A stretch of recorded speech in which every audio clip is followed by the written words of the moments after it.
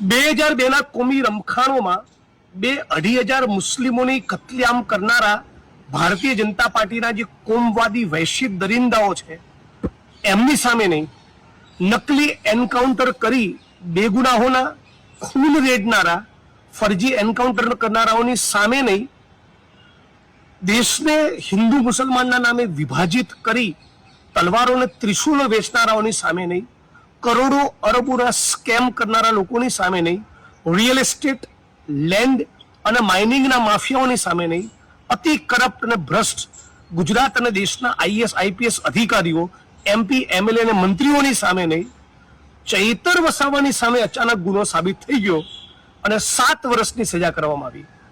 ગજબ કહેવાય નહીં? આખું ગુજરાત અને દેશ ભારતીય જનતા પાર્ટીના કાળા કામ અને ધંધાને જોઈ રહ્યું છે. મૂળ ચૈતર વસાવા સામેની આ એફઆઈઆર, એની મુવમેન્ટ, એની લડત, એના આંદોલનને તોડી પાડવા અને ધારાસભ્યના પદ ઉપરથી એને હટાવવાના એક પૂર્વ આયોજિત ષડયંત્રના ભાગરૂપે જ 2023માં એફઆઈઆર કરવામાં આવી હતી. એટલે હું આને ન્યાયતંત્રનું સન્માન કરીએ છીએ, પણ આ ચુકાદા સાથે બિલકુલ સહમત નથી. અને ભારતીય જનતા પાર્ટીનું આજે જેને કહેવાય નીચ કક્ષાનું જે ચરિત્ર બની ગયું છે કે આખું વિપક્ષ ગમે તે કરીને ખતમ કરો.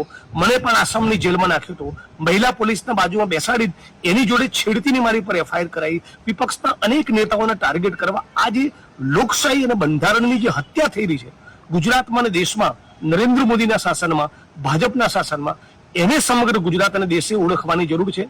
સાથી ચૈતર વસાવાને 7 વર્ષની સજા થવી એ લોકતંત્રની હત્યા છે.